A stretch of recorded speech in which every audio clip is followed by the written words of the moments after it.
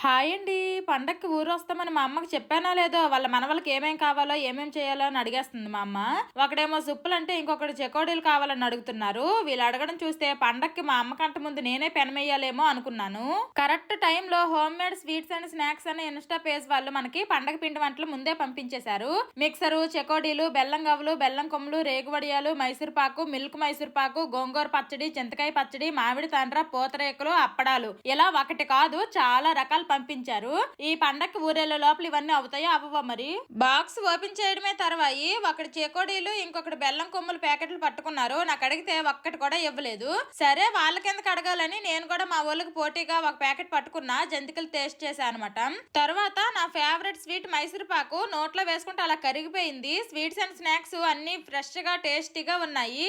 మనకి ఎక్కడ కావాలన్నా వీళ్ళు షిప్పింగ్ చేస్తారు. వీళ్ళ డీటెయిల్స్ నేను కామెంట్ లో పిన్ చేస్తాను, ఒకసారి చెక్ చేయండి. Bye bye.